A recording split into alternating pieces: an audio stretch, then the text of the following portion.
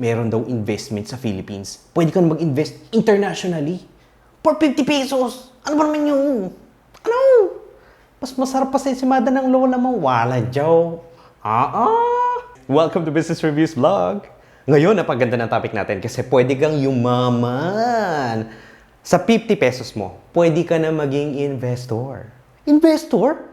50 pesos? Oh my God! Yayaman na ako! Bibili ko na yung bahay ko sa 50 pesos ko. Titingnan natin ngayon ang Gcash, GInvest. Buksan natin yung app. Ano yung password ko dito?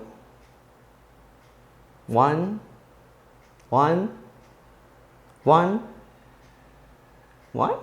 Para mapuntahan natin yon, ang pupuntahan natin dito is show more dito sa kanan. Pagka-click mo nun, may pucha, wala akong pera. Oh my God. Wala akong pera? Damihan natin yan. GInvest Financial Service. Baba man ng konti, no? Confirm your email address. Type of investor you are. What is your net worth? I am worthless. Wala akong trabaho. My God! Utang! What is the source of your funds? Savings, investments. Income, wala. Pension nino. Pension, inheritance. Wala yan. Remittances, allowances. Wala din. To prevent capital loss while generating income. What's the purpose of your investment? So may mga tatagot sa'yo, no, kung anong type ng investor ka. How much do you see yourself investing?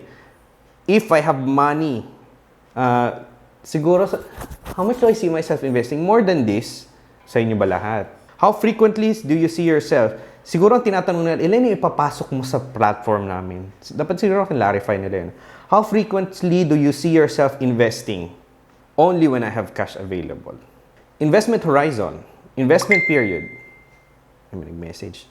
Investment period, 3 to 5 years. Risk scenario. How much drop loss in the value of your investment can you accept? 0. Why would you want that?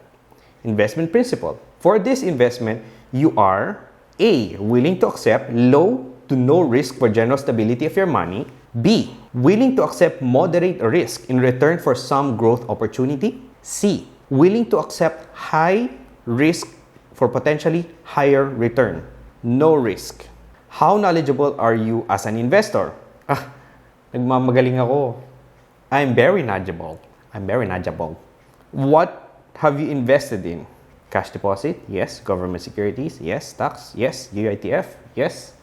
Insurance products? Yes. Offshore funds? Yes. ETF rates? Structured financial products? What the hell is that? Check natin. Commodities? Check. Real estate? Check. Okay. So, nadaan ako na lahat yan. Do you have a regular liquidity requirement? What does that mean? Regular liquidity requirement. Yes. Will not be withdrawing. Sige, next. Answer all the questions. I did. What's the purpose of your investment? Yan, una. Okay, next. Confirm I am not a US person. What is your net worth? Ito lang pa rin kanina. I certify. User agreement. GInvest, blah, blah, blah, blah. Uy, may providers. Back and pass room. Seedbox. Uy, sa Rockwell.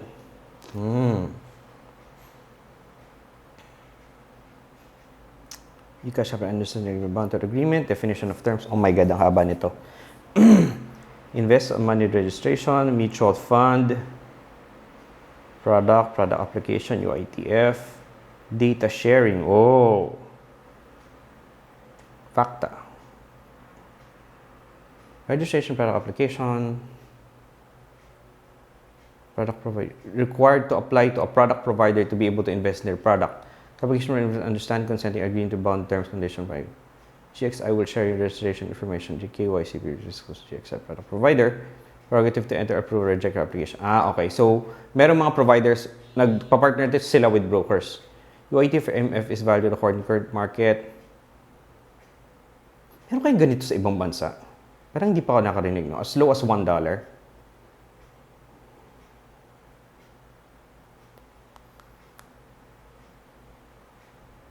Only one redemption or sell order can place at one time per investment fund. Oh. Okay. Kailangan mag-close lang yung una. Pwede nilang bagalan. Transaction cut-off times. Customer service. GXR maintains the Gcash app in which invest money. And this is for resolving customer queries about the feature. Product providers. Okay, so pag product provider, of course, makes sense.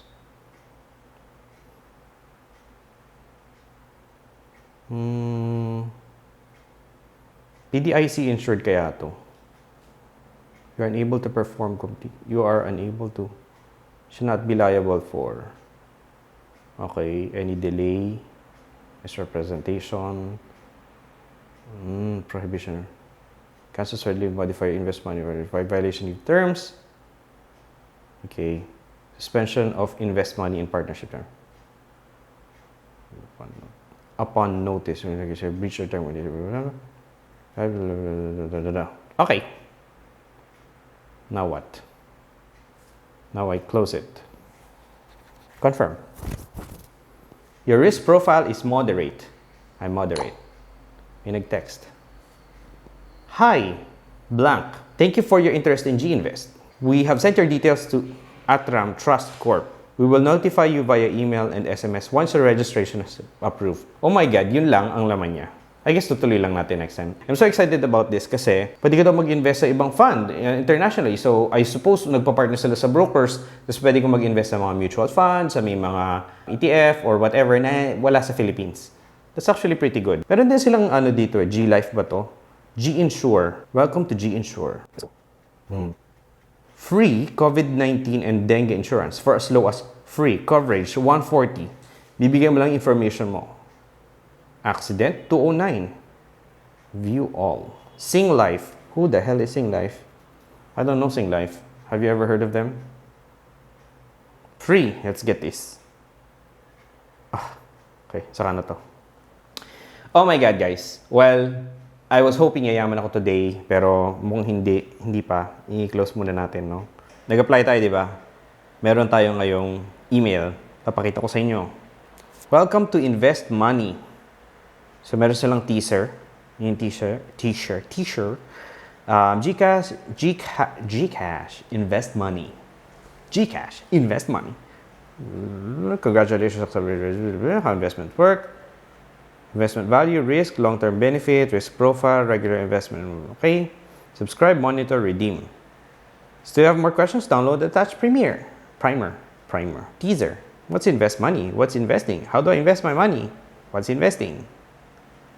Okay, so Atram. Nag-advertise agad tong Atram sa akin eh. Invest money. Seedbox. Atram. What is investing? Bonds, stocks, investment funds. Why should I start? Okay. Risk rewards, diversification, correlation. Inversely correlated. Value of time.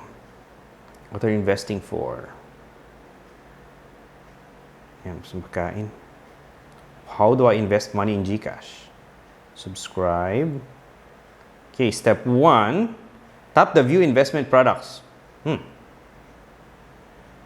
Step 2. Subscribe. Number 3. Step 3.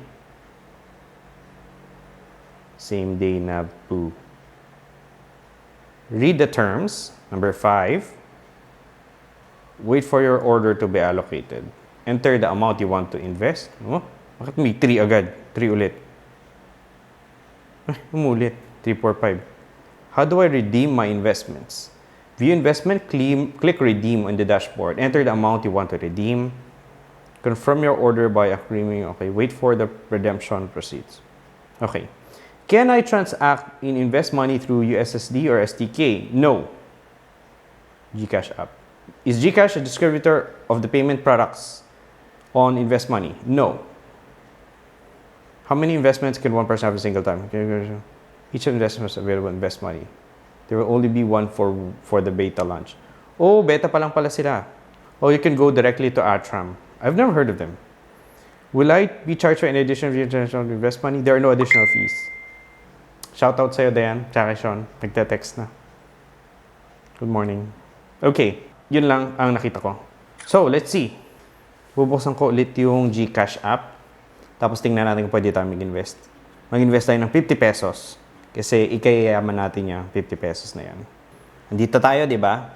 Dito sa page na to. Tapos, punta ulit tayo sa Show More. GInvest. Tapos, wala. My pending orders. View investment products. 5 ang nakalagay dito.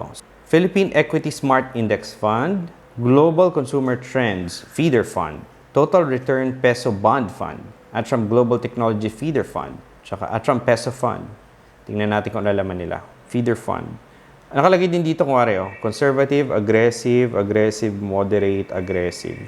Tingnan natin ang technology fund nila. Picks, Apple, Samsung, Microsoft, Alphabet.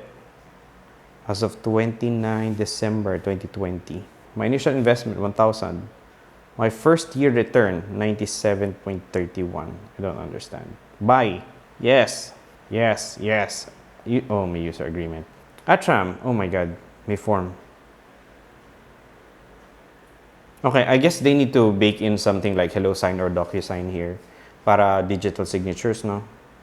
So this is weird kasi, well, I think may advantage kasi kung mag-i-eToro ka or something like that, may requirement na above a particular amount. I think 1,000 lang ang kailangan para makapag-start ka doon. Pero dito, pwede daw 50. I don't know. Ako, I'd rather just buy the stock directly from a different broker because I already have a broker. Siguro kung wala ka pang investment at all, maganda to. Kasi kung hindi ka pa sure at hindi ka pa nakapag-invest before, yung mga ganito kasi, invest ka sa ganito, tapos iwan mo siya for 1 year, tingnan mo ano mangyayari. Kasi yung feeling ng investing, hindi mo siya mararamdaman kapag hindi mo pa iniwan yung pera mo. Hindi pa magtatrabaho mo yung pera mo para sa'yo. Kung may extra akong pera, pwede kong lagay dito. Aggressive. Apple, Samsung. Pwede. Yun, actually pwede. Pero sige, para sa inyo, try tayo ng isa, no? Invest tayo ng isa. Atram, Global Technology Feeder Fund. Buy. Proceed. Agree. Nabasa ko na yan eh. Agree. Yes. Proceed. We sent a 6-digit authentication code.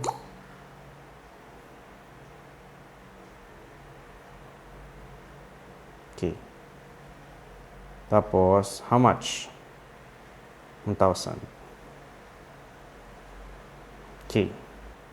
4.9 units. So, it seems like this is not deposits not insured by PDIC. Ayan. Returns cannot be guaranteed.